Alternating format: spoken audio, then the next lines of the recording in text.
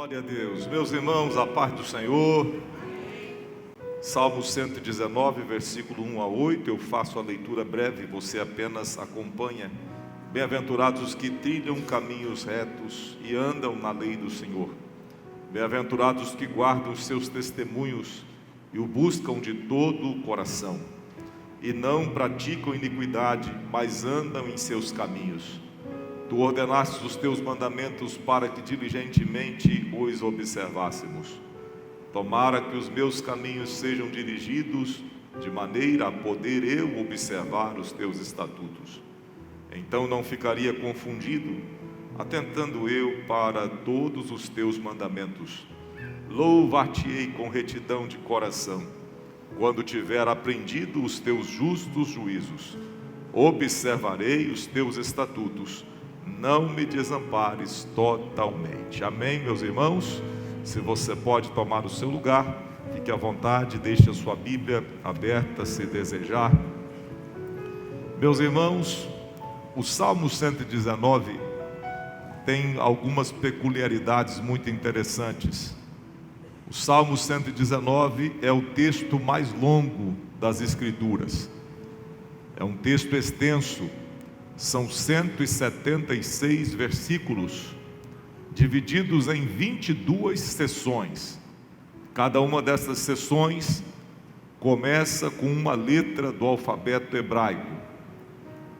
Essas sessões ou estrofes, elas são compostas em forma de acróstico.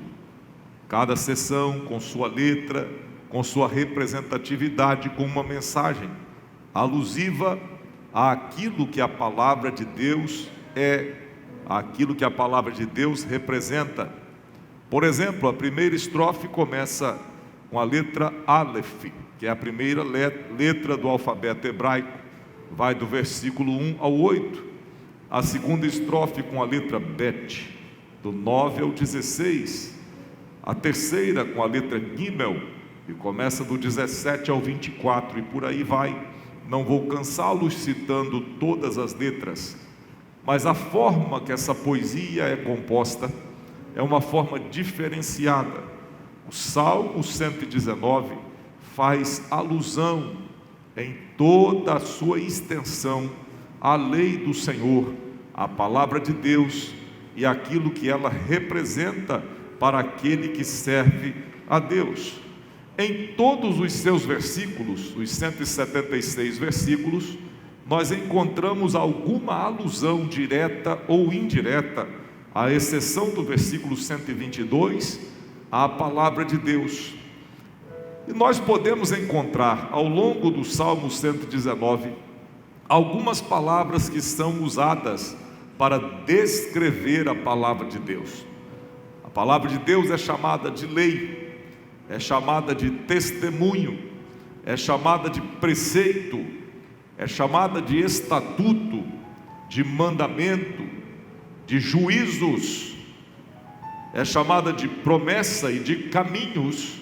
São vários os termos usados para se aplicar ou explicar aquilo que a palavra de Deus é. Neste dia da Bíblia nós podemos meditar sobre a importância da palavra de Deus. E a importância da palavra de Deus para a vida da igreja deve ser medida com a atenção que essa igreja dá à palavra. Eu próprio tenho visto em muitos lugares igrejas que até dizem ser igrejas da palavra ou envolvidas com a palavra, mas o tempo dedicado à palavra, à exposição bíblica, à explanação da palavra, é um tempo mínimo, e isso é de se lamentar. Aqui em nossa igreja nós temos tido o compromisso de dar à palavra de Deus o melhor tempo. Não é um tempo para a palavra, é o melhor tempo para a palavra. É dar a prioridade para a pregação da palavra. Você pode observar que o nosso culto ele é dividido exatamente ao meio. Na primeira sessão do nosso culto nós oramos, ouvimos hoje o prelúdio, oramos, lemos a palavra, cantamos louvores com o ministério de louvor, ouvimos testemunhos, ouvimos palavras, ofertamos, cantamos junto com os irmãos que trouxeram as participações especiais, oramos pelas crianças, tanta coisa a gente faz, a gente orou pela nação. Isso tudo foi exatamente a metade do nosso culto. E logo a seguir, a outra metade é para a gente ouvir a palavra de Deus. Recentemente um pastor amigo veio pregar numa segunda-feira, e o nosso culto de segunda não começa às 7, começa às 7h15, um pouquinho mais tarde. E aconteceu a mesma coisa. Em 45 minutos nós resolvemos tudo. Nós cantamos, ofertamos, oramos, fizemos fila de oração, fizemos tanta coisa, ouvimos os irmãos cantando, fizemos muita coisa. Na hora que deu 8 horas ele já estava pregando. Ao terminar o culto ele falou: senhor pastor Fábio, mas o culto aqui nessa igreja rende, né? Rende. Como rende o culto nessa igreja? Meus irmãos, nós precisamos primar pela ordem, e aquilo que fazemos com organização, de fato, será mais proveitoso quando a gente faz as coisas de forma mais organizada. Eu quero te dizer uma coisa: Deus é um Deus organizado. Obviamente que existe uma dose de improvisação, aquele momento em que Deus quer agir, quer fazer algo na igreja, e ninguém de nós vai impedir Deus de fazer nada. Porém, no normal, a gente caminha com ordem, porque Deus é um Deus de ordem. A sua palavra é uma palavra de ordem.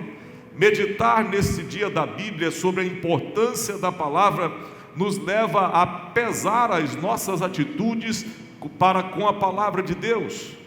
A leitura diária da palavra de Deus, a meditação na palavra de Deus, o compromisso com a palavra de Deus. Hoje pela manhã eu citei do absurdo que é encontrar pessoas que já estão há 10, 20, 30 anos na igreja, já são crentes há muito tempo e nunca leram a palavra toda sequer uma vez. Nunca leram o texto bíblico com afinco de começar em Gênesis, terminar em Apocalipse, conhecer a palavra de Deus. Eu quero desafiar você a fazer isso.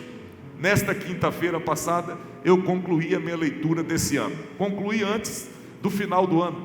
Consegui adiantar a leitura e concluí na quinta-feira. Já li várias vezes a palavra de Deus, e eu tenho uma experiência para te contar. A leitura da palavra de Deus, à medida em que você se habitua a fazê-la todos os anos, como a gente tem experiências diferentes a cada ano. Tem textos que eu já li muitas vezes, e ao ler de novo agora, o sentido foi outro, a experiência foi outra, foi diferente, porque a palavra de Deus é viva.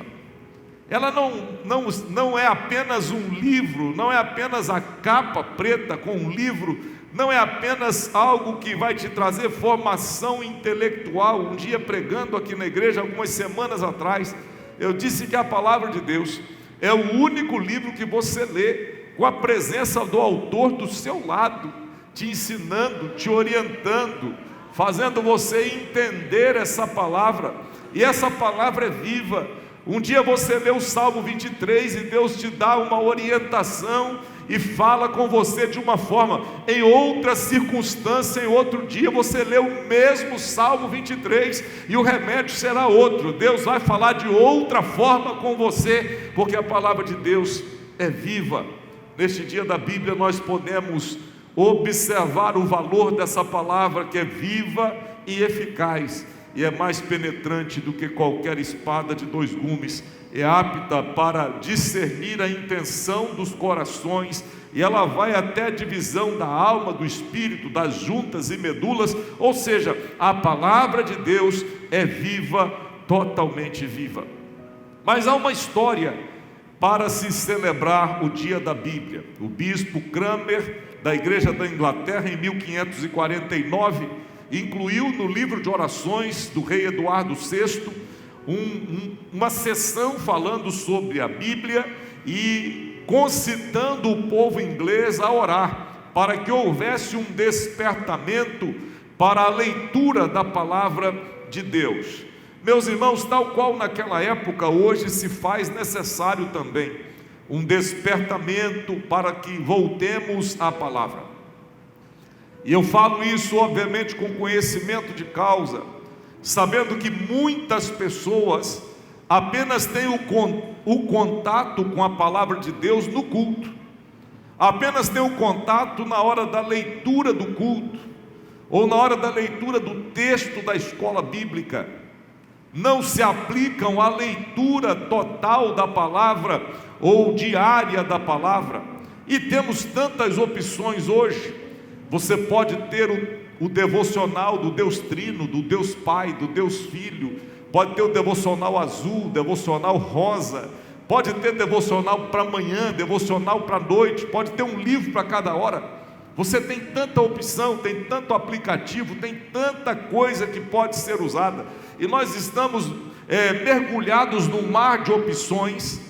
O cardápio é tão grande que muitas vezes nós não nos atemos àquele que pode ser a nossa ajuda diária, a leitura diária da palavra de Deus. Há necessidade de um reavivamento para a leitura da palavra. Eu quero desafiar você a ler a palavra de Deus. Comece hoje, não comece amanhã, comece hoje. Ao chegar em casa, comece em Gênesis ou comece no Novo Testamento.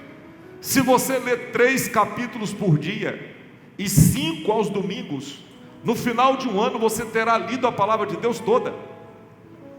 3 por dia, 5 aos domingos, você lerá a palavra de Deus toda em um ano.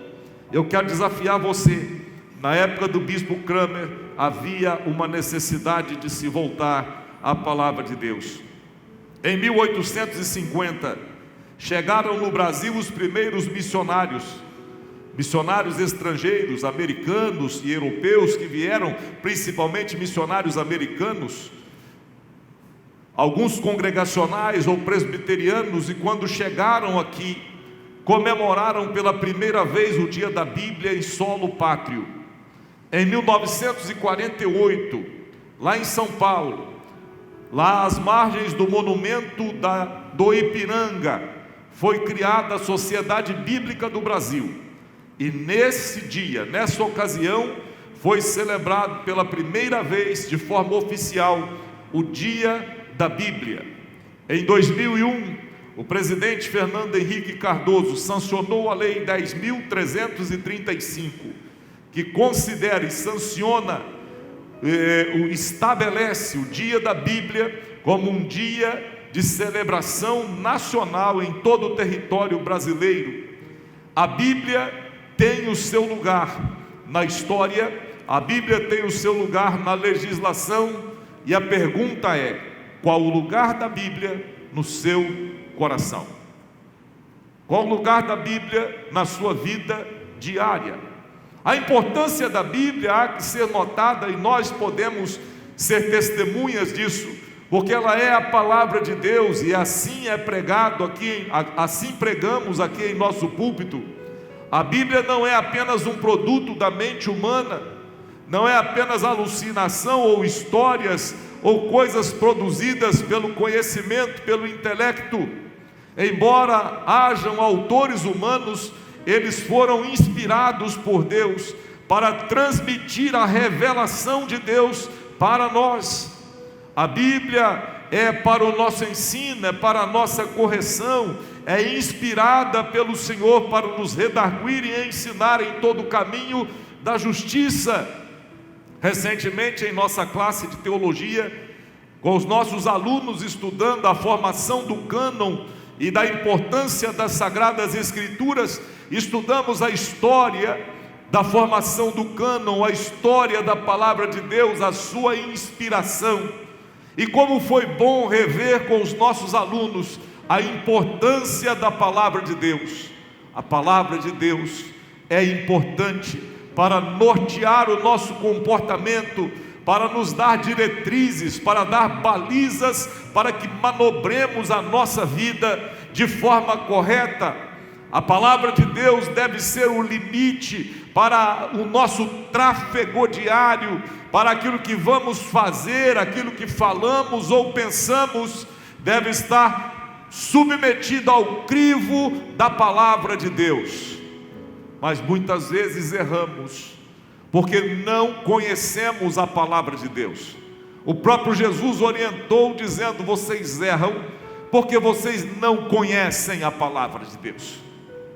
O salmista, no próprio Salmo 119, ele diz: como purificará o jovem o seu caminho? E ele diz: observando-o conforme a sua palavra. E o mesmo salmista, ele disse: eu escondi a tua palavra no meu coração, para eu não pecar contra ti. Um grande pregador da história disse que ou a Bíblia nos afasta do pecado, ou o pecado nos afastará da Bíblia.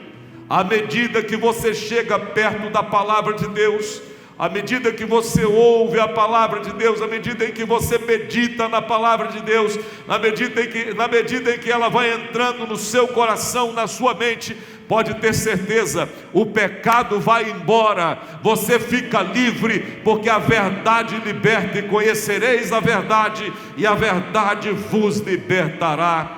Glórias sejam dadas ao Senhor.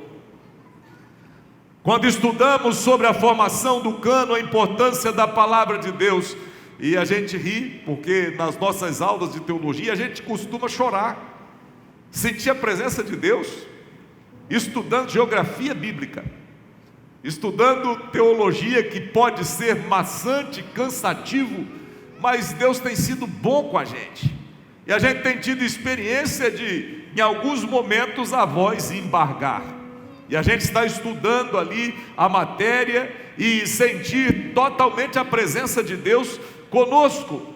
E isso se dá pelo fato de que a Bíblia não é produto da nossa mente, mas é a revelação de Deus para nós. A Bíblia não é a palavra da igreja. Recentemente, vendo um clérigo importante da religião popular dizendo que a igreja está acima da Bíblia, que a igreja é que deu a Bíblia para o mundo, que a Bíblia está submetida à igreja. Para nós evangélicos, para nós crentes pentecostais da primeira igreja Assembleia de Deus, a igreja está abaixo da palavra de Deus. A Bíblia é a nossa autoridade. Quem crê, levanta a mão. É a nossa regra de fé e prática, é o manual do cristão, é pela palavra que nós caminhamos. A igreja não está acima da Bíblia, ela está submetida à Bíblia, porque a Bíblia é a nossa regra de fé e prática. Ela é a palavra de Deus, e não é a palavra dos homens para dar norte à nossa vida. Ela está acima da igreja e é a nossa base de fé. Alguns apontamentos: a palavra de Deus é verdadeira. Tantas coisas já passaram, a história, as profecias que se cumpriram, nós podemos evidenciar a verdade da palavra de Deus. Devemos ser sinceros e fiéis à palavra de Deus, tratar com sinceridade a sua palavra e com fidelidade àquilo que ela nos prescreve para o viver diário. O mundo está em ruínas, o mundo está caótico, mas mesmo assim a palavra de Deus continua sendo verdadeira. A tua palavra é a verdade. Obedecer às leis de Deus é o único caminho para aquele que deseja ser bem-sucedido. E eu te desafio mais uma vez: comece a leitura da palavra de Deus. Não seja negligente com a palavra de Deus. Pastor, eu me converti agora. Comece agora. Daqui a alguns anos você poderá dizer: já li a Bíblia 10 vezes, já li a Bíblia 15 vezes, já li a Bíblia dezenas de vezes. Leia a palavra de Deus, use os meios disponíveis, use os aplicativos, use a tecnologia dos áudios, dos audiobooks, use todos os meios para que a palavra de Deus seja impregnada em sua mente. Começamos a exposição. Bem-aventurados os que trilham caminhos retos e andam na lei do Senhor, é o versículo 1. Bem-aventurados aqueles que trilham caminhos retos. Estar em conformidade com a palavra é o mais alto ideal de bem-aventurança, e ser bem-aventurado significa ser feliz. No grego, a expressão bem-aventurado é Macários, está na versão da Septuaginta, dos 70, que diz: bem-aventurados ou felizes são aqueles que trilham caminhos retos. E aí, meus irmãos, trilhar caminhos retos exige decisão, andar em retidão. Por quê? Porque é muito fácil desviar os pensamentos, é muito fácil escolher o caminho alternativo, porque as opções estão por aí, muitas facilidades acontecendo, muitas opções para você escolher portas ou caminhos diferentes, mas trilhar caminhos retos é um desafio para aqueles que querem ser bem-aventurados ou felizes. Isso implicará em andar na contramão do mundo. Andar em retidão muitas vezes vai te deixar com a imagem de alguém que é otário, desculpe a expressão, mas é isso que dizem. Alguém que não tem muita noção, alguém que perde, alguém que é atrasado, vou minimizar, alguém que é quadrado. As pessoas pensarão isso quando você toma a decisão de andar por caminhos retos. Vão dizer que você é um bobo. Mas olha, aquele que trilha caminhos retos é aquele que encontra a verdadeira felicidade. Andar em retidão é um alto ideal de vida prescrito pela palavra de Deus. É bem-aventurado aquele que trilha caminhos retos. Isso quer dizer que as opções de errar virão, que as opções para levar vantagens indevidas virão, mas você que anda em retidão vai dizer: eu rejeito as vantagens indevidas, eu rejeito o pecado. Eu posso ser chamado de quadrado ou de bobo ou qualquer outra coisa, mas o meu compromisso é com Jesus, e eu vou agradar ao meu Senhor. Bem-aventurados aqueles que trilham caminhos retos. A vida de fé muitas vezes pode ser assolada, atacada. Algumas pessoas podem dizer que a sua vida de fé é infrutífera, mas você e o seu Deus sabem que a sua vida de fé não é uma vida fria nem seca. Ela tem as suas exclamações, tem os seus arrebatamentos, tem os seus êxtases. Ficamos extasiados diante da santidade, da revelação de Deus para nós. Quantas vezes ao andar em retidão e ver a mão de Deus estendida, quantas vezes ao andar em retidão e ver um milagre acontecer, como o pastor Sérgio testemunhou aqui nesta noite, ou outros irmãos viveram essa semana, livramentos dados por Deus em situações que você pensa: se o Senhor não estivesse ao meu lado, eu teria perecido, mas a mão de Deus ficou ali, e você e o seu Deus sabem que se o Senhor está contigo, você está seguro, está cuidado, porque Ele não te deixa. Bem-aventurados aqueles que trilham caminhos retos. Abra mão de vantagens indevidas, trilhe o caminho reto e veja Deus cuidando de você. Tem coisa que você vai perder agora, mas Deus lhe dará de novo, em dobro, muito mais, algo muito melhor, algo muito maior. Então abra mão daquilo que não é seu, não aceite os prazeres desse mundo, ou não negocie a sua fé. Viva uma vida de fé comprometida com Deus, porque há uma bênção em praticar a palavra de Deus. Tiago, o apóstolo, diz: não sejais somente ouvintes, mas sejais praticantes da palavra. Trilhar caminhos retos, vida de retidão, resultante das boas novas do Evangelho. Muitos de nós trilhávamos caminhos errados, vivíamos em situações pecaminosas, e nós por natureza somos maus. Nós somos propensos à corrupção, somos propensos a errar. Trilhar caminhos retos é obra da graça de Deus em nós. Sabe por quê que você trilha caminho reto? Não é porque você é melhor do que o outro, é porque a graça de Deus te alcançou e te habilitou a tomar decisões acertadas. Se fosse por você, você estava perdido. Se fosse por mim, onde é que eu estaria agora? Mas por causa dele, pela graça de Deus enviada através de Jesus, nós podemos fazer as escolhas certas e trilhar caminhos retos, andando numa vida de retidão. É Ele trabalhando em nós, e mesmo a natureza sendo má, o Senhor Jesus diz assim: aquele que vem a mim eu não lanço fora. E Paulo explica: aquele que está em Cristo, nova criatura é, as coisas velhas passaram, tudo se fez novo. Você pode dar glória a Deus por isso? Um dia estávamos perdidos, mas Jesus estendeu a sua mão. E Jesus, quando estendeu a sua mão, Ele nos achou, nos segurou, nos colocou de pé.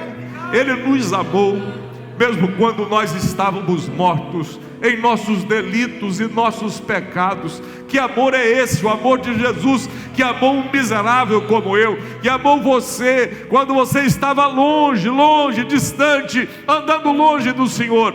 Ele te amou e Ele nos fez trilhar caminhos retos. Andar em santidade habitual e na prática é algo que os bem-aventurados conhecem. É um caminhar contínuo. A exemplo disso, eu posso citar Enoque, que a Bíblia diz que andou com Deus e Deus para si o tomou. Posso citar Noé, o patriarca que andou com Deus e Deus lhe preparou um livramento para ele e para a sua família. Andar com Deus é algo que os bem-aventurados, aqueles que trilham caminhos retos, podem desfrutar. Os discípulos andaram com o Senhor, e quem anda com o Senhor, com certeza terá experiências de vida inigualáveis. Andar com o Senhor, cumprir a sua lei. A lei pode ser dura, a lei pode ser rígida, a lei pode ser difícil, mas a vida piedosa tem recompensas. Pode ser difícil cumprir a lei do Senhor, pode ser desafiador, pode ser que em algum momento você se sinta incapaz, mas a graça de Deus te habilita a cumprir a lei do Senhor, porque a vida piedosa tem as suas recompensas. E eu posso te fazer lembrar: está difícil carregar a cruz, está difícil andar com Jesus aqui, está enfrentando problemas e desafios. Levante os seus olhos para o céu e olhem, porque está chegando a hora em que você vai trocar a cruz pela coroa que o Senhor preparou para você. Está chegando a hora que você vai ver o céu se abrir e Jesus vai te chamar. Está chegando a hora. É difícil caminhar agora, mas há uma recompensa. Ser fiel até a morte, diz o Senhor em Apocalipse. Ser fiel, ser fiel, ser fiel, ser fiel, ser fiel até a morte, e dar-te-ei a coroa da vida. Tem uma coroa preparada para aquele que é fiel. Seja fiel ao Senhor. No versículo 2: bem-aventurados os que guardam os seus testemunhos e buscam de todo o coração. Bem-aventurado de novo, uma segunda bênção, sim. Guardar firmemente a palavra de Deus, armazená-la no coração, entesourá-la na mente, tê-la em bom depósito, é algo que traz bem-aventuranças. É algo que traz bem-aventuranças para aquele que vive nesse propósito. Não conservaremos no coração aquilo que não tivermos aceito. Quando aceitamos a palavra de Deus, devemos conservá-la em bom depósito em nosso coração. O que está guardado no seu coração? Quais as coisas estão guardadas no seu coração? Tem pessoas vivendo do passado, com o coração tomado, com rancores, com ódio, com pesares, com ressentimentos. Existem pessoas carregando fardos enormes, que se referem a coisas do passado, que a palavra de Deus pode preencher esses espaços, que a palavra de Deus pode limpar esse coração adoecido, esse depósito pode ser mudado. Talvez seja hoje o dia de abrir a porta desse depósito e tirar os lixos para fora, e tirar os entulhos para fora, porque temos a tendência de guardar as coisas, somos acumuladores por natureza, guardamos coisas porque achamos que vamos precisar, guardamos as coisas que não vamos usar nunca mais, e vamos entesourando isso, guardando tudo. Daqui a pouco o depósito está lotado e não tem jeito de tirar. Assim também procedemos com o nosso coração, guardamos coisas as quais não deveríamos guardar. Hoje o Senhor está dizendo que você pode guardar firmemente a palavra dele no seu coração. E eu tenho uma analogia para te dizer: a palavra é luz, a palavra é lâmpada. Quando a palavra que é luz entrar no seu coração, essas trevas vão ser tiradas, essa escuridão vai sair, esses pesares vão ser arrancados, porque onde a luz chega, a vida chega, a bênção chega. Deixa a luz do céu entrar, como diz o velho hino do inário cristão. Deixe a palavra penetrar em seu coração, porque são bem-aventurados aqueles que guardam a palavra no coração. Devemos conhecer a Deus, e conhecendo a Deus devemos crer. Conhecemos Deus através da sua palavra.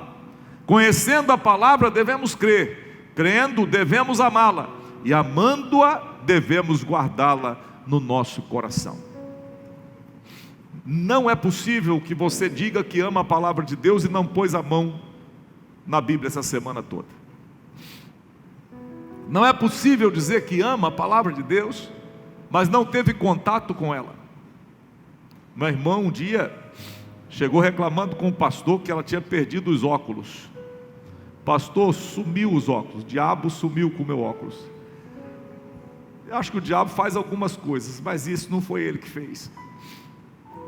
E ela não sabia onde os óculos estavam. Aí passa um tempo, alguns dias, uma semana, quando ela pega a Bíblia, por acaso, o óculos estava dentro da Bíblia. Quanto tempo tinha que essa senhora não punha a mão na palavra de Deus? Tem coisas que nós precisamos mudar. Você conhece a palavra de Deus? Conhecendo você deve crer, crendo você deve amar, e amando a palavra de Deus, você deve guardá-la e conservá-la no seu coração. O versículo 2 também diz: e aqueles são bem-aventurados os que guardam e que buscam o Senhor de todo o coração. Buscar a Deus é um relacionamento pessoal, é buscar estar perto dele. Tiago diz o seguinte: chegai-vos a Deus e ele se chegará a vós. A gente precisa aprender a desejar ter comunhão com Deus, a chegar perto de Deus. Olha para cá, não deixa ninguém conversar com você agora. Chega perto de Deus, procure se aproximar de Deus, não fique longe do Senhor. Existem situações que podem captar a sua mente ou sequestrar o seu pensamento para que você pense em outras coisas. Chega perto de Deus, não fique longe dele. Deseje ter comunhão com Deus. O coração dividido é enganoso, então tenha cuidado, não divida o seu coração quanto às coisas de Deus. Versículo 3, olha aí a sua Bíblia, se você pode. Não praticam iniquidade, mas andam em seus caminhos. Não praticar a iniquidade e andar nos caminhos do Senhor é um desafio para todos nós. Não se trata de não ter pecados. Um dia, eu já contei isso aqui na igreja, vou contar de novo. A avó Filhinha estava com 80 e tantos anos, e um dia nós estávamos falando sobre pecado, e ela, velhinha, ela disse assim: não, mas eu não peco não. Você, vovó, não tem jeito, eu não peco. O que ela queria dizer é que ela não vivia numa vida de pecados gritantes, flagrantes, todo dia. Mas não são todas as pessoas que podem dizer a mesma coisa.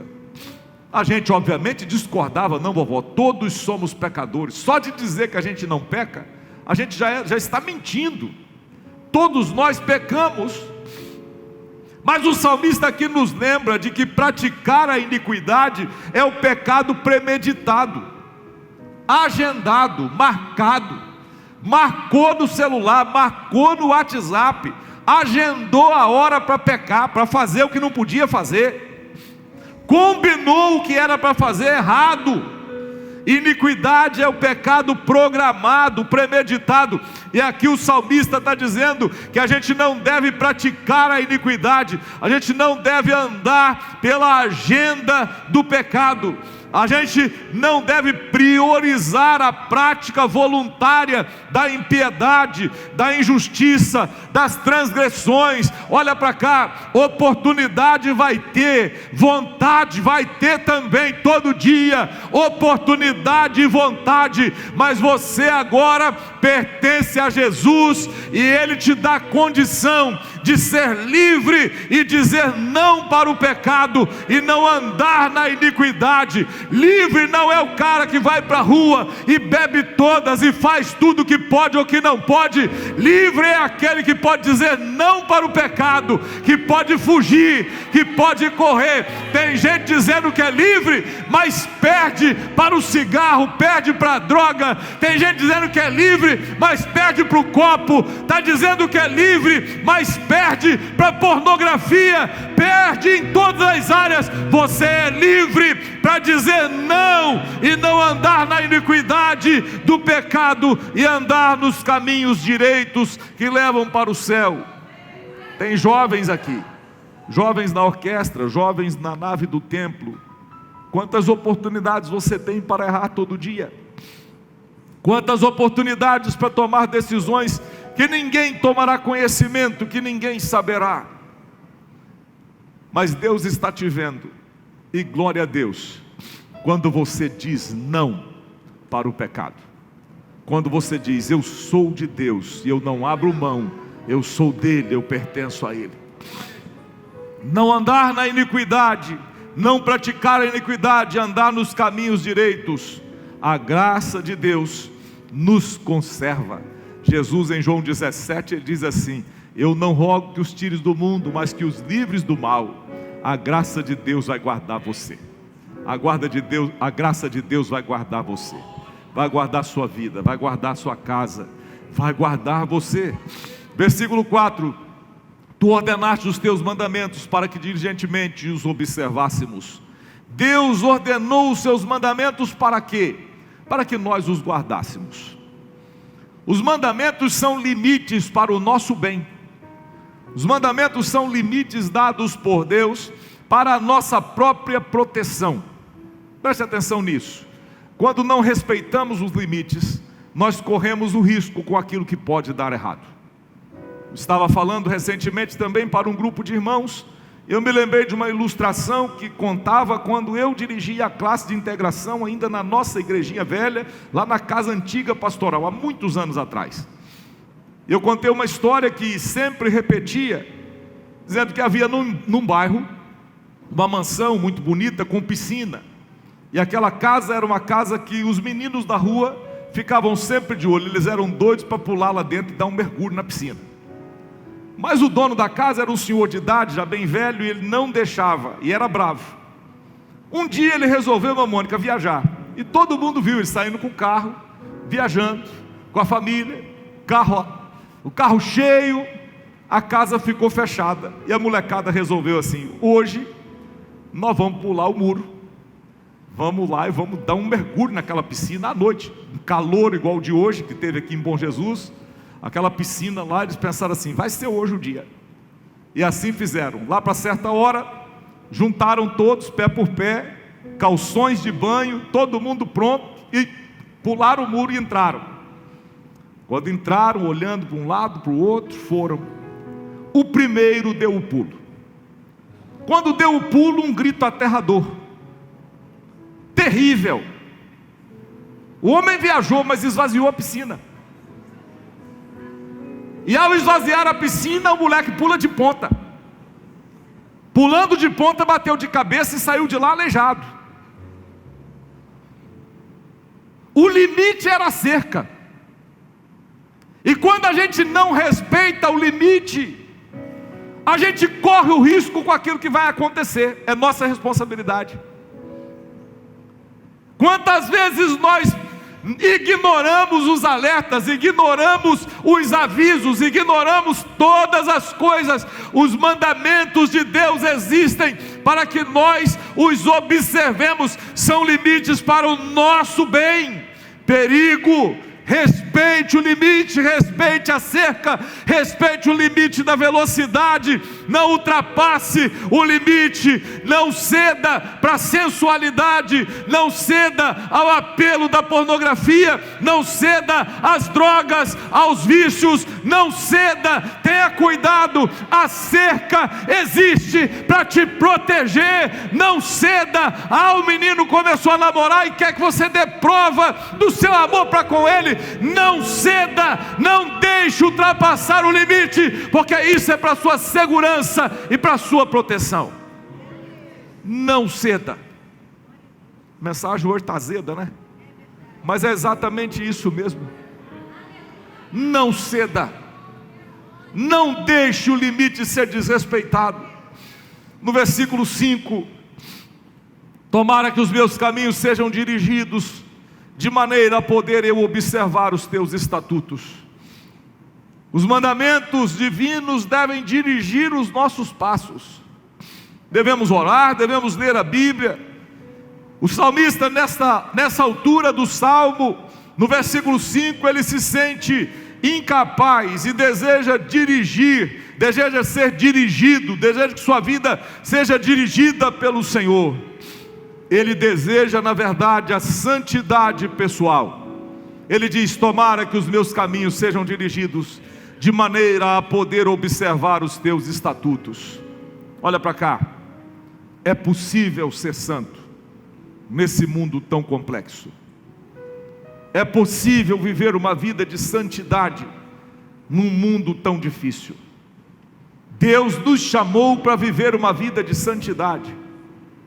E ser santo, ao contrário da religião popular, ser santo não é aquela pessoa que foi boa, não é aquela pessoa que fez alguma coisa recomendável, que depois que morre vai ser reconhecido, chancelado pelos tribunais eclesiásticos, um dia de guarda vai ser estabelecido, porque aquela pessoa foi santa a ponto de ser reconhecida e venerada depois. Um dia alguém me perguntou: pastor, mas lá na sua igreja não tem santo não, né? Eu falei: lá tem.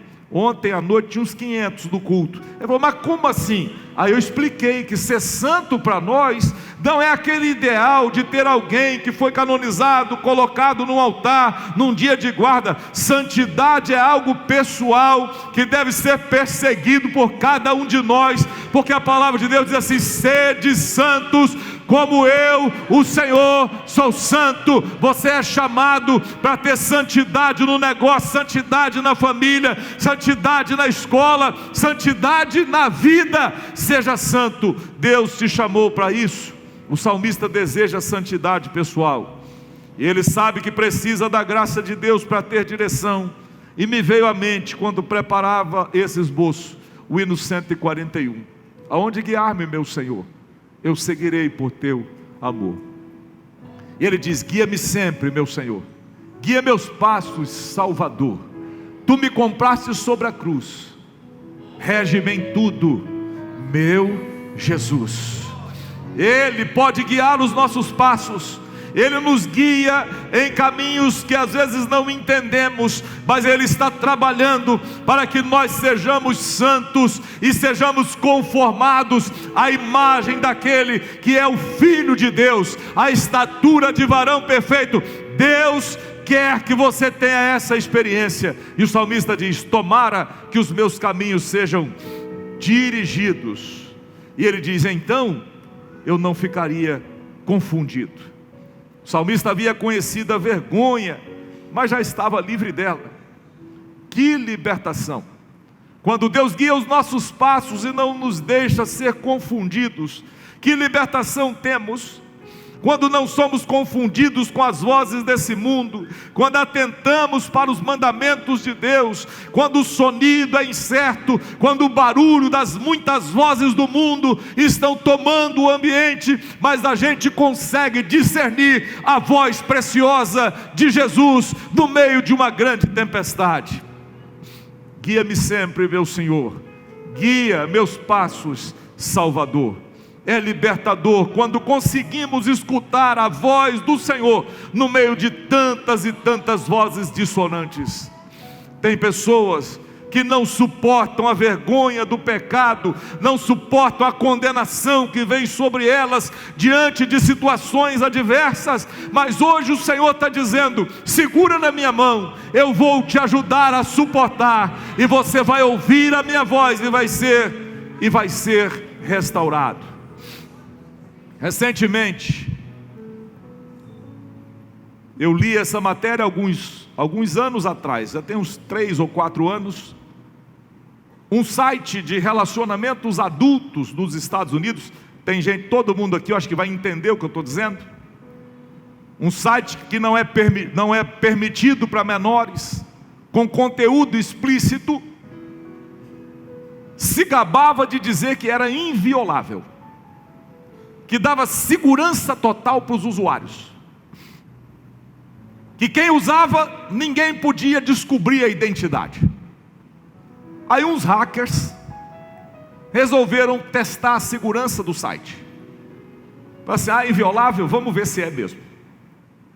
Invadiram o sistema, pegaram o banco de dados, pegaram os e-mails, os contatos dos usuários, e jogaram aquilo para fora. Quando jogaram para fora os nomes dos usuários, tinha pai de família, tinha marido, tinha avô, tinha crentes, tinha pastores, tinha muita gente envolvida com aquela nojeira, com aquela situação. E o que me chamou a atenção foi de um homem muito conhecido, que exercia a liderança de uma grande denominação, numa congregação muito conhecida, que aquele homem, ao ver o seu nome exposto, não aguentou a situação e deu cabo da própria vida. Preste atenção, não deixe a vergonha bater a porta com essa força. Não deixe o pecado te derrotar a esse ponto. Você pode estar sentado aqui pensando no que vai comer depois do culto, no lanche que vai fazer, sem dar importância para essa palavra. Não deixe o pecado te vencer a esse ponto. Se a miséria está tomando a sua mente, se o pecado tomou seu coração, há um remédio: o sangue de Jesus Cristo nos purifica de todo e qualquer pecado. Tem graça de Deus para você hoje, tem mudança para a sua vida. Olha para cá, tenha cuidado, tenha cuidado. Não deixe a miséria tomar conta do seu coração, a ponto de você não conseguir dar um passo atrás e olhar para Jesus. Hoje Jesus está dizendo: eu sou aquele que quebra o arco, que corta a lança, que queima os carros do fogo. Eu sou aquele que diz: aquietai-vos e sabei que eu sou Deus. Ele diz: eu serei exaltado entre as nações, serei exaltado sobre a terra, e você poderá levantar as mãos e dizer: o Senhor, o Senhor, o Senhor dos exércitos está conosco. O Deus de Jacó é o nosso refúgio. Aleluia. Sentindo a presença de Deus aqui, pode adorar ao Senhor por isso. Ele vai guiar você. Se você está envolvido com tantas e quaisquer misérias, hoje o Senhor quer arrancar você. Ele vai tirar os seus pés do charco de lodo, como o salmista diz: Ele tirou os meus pés de um charco de lodo e colocou os meus pés sobre a rocha. É Ele que vai fazer isso. Ele pode colocar você de pé nesta noite. Aleluia, aleluia, glória a Deus. E ao terminar o salmo ele diz: louvar-te-ei, louvar-te-ei com retidão de coração, quando tiver aprendido os teus justos juízos. Observarei os teus estatutos, não me desampares totalmente. O que ele toma? Ele toma uma decisão. Ele decide louvar e guardar e observar a lei do Senhor. E ele diz que isso é bom para a alma. A sua alma precisa de descanso. E o que é bom para a sua alma é se deleitar no Senhor. O que é bom para a sua alma é se render ao Senhor. Você foi feito para louvar a Deus, você não foi feito para se perder. O seu lugar não é no inferno, o inferno é para o diabo e para os seus anjos, não é para você. Para você o Senhor preparou a vida eterna. Para você Deus preparou e tem planos de paz e não, planos de bem e não de mal. E uma conclusão, é uma bênção guardar a lei do Senhor, viver na lei do Senhor, é algo que põe limite para nós e é para nossa segurança. A lei pode ser uma arma na mão de um juiz perverso, e nós temos visto isso no nosso Brasil. A lei pode ser uma arma na mão de juízes perversos, mas ela é um instrumento de bênção nas mãos daquele que é o nosso Pai amoroso, para nos tornar semelhantes a Cristo. Glória a Deus. Ser irrepreensível, conforme o Salmo diz, não é ser perfeito, mas buscar a integridade, a sinceridade. E o nosso modelo é Cristo. Efésios 1:4. Sede santos, irrepreensíveis nele. Buscar a Deus é mais do que ler a Bíblia ou estudá-la, é ouvir a voz dele em sua palavra, amá-lo e desejar agradá-lo, se entregar totalmente a ele. Nós não estamos livres da tentação, não estamos livres dos perigos, mas devemos sempre confiar no Senhor. Se a tentação nos rodeia, tem um hino antigo que a gente cantava: maior é Deus, maior é Deus, maior é Deus. Se o pecado campeia, maior é Deus. O coração é enganoso, mas maior é o Senhor. Há uma bênção em andar na lei do Senhor e confiar no Senhor. Seus caminhos são os caminhos de Deus? Por quais caminhos você tem andado? Se você anda distante, hoje o Senhor está dizendo que você precisa se voltar para a sua lei. Se você tem ignorado a palavra de Deus, hoje eu te desafio a olhar para a palavra de Deus e se alimentar dela. Hoje eu te desafio a se aproximar de Deus. Nas palavras de A.W. Tozer, ele disse, sendo indagado por um aluno que lhe perguntava: irmão Tozer, o que é mais importante para o crente, orar ou ler a Bíblia? E ele responde mansamente, do alto da sua idade, já octogenário, um sábio homem de Deus. Ele pergunta: qual a asa mais importante de um pássaro? A da direita ou da esquerda? Lá em casa a gente cria galinhas, e para a galinha não pular a cerca, você corta uma asa, que ela não consegue planar. Qual a asa mais importante do pássaro? As duas. Orar é tão importante quanto ler a Bíblia. Ler a Bíblia é tão importante quanto orar. Mas é impossível dizer que ama se você não guardar no seu coração. Te desafio a andar com a palavra de Deus guardada na sua mente, e a deixar que a palavra molde o seu coração e o seu caráter. A graça do Senhor Jesus Cristo, o amor de Deus, a comunhão do Espírito Santo seja com todos vós, desde agora e para sempre. E todos digam amém.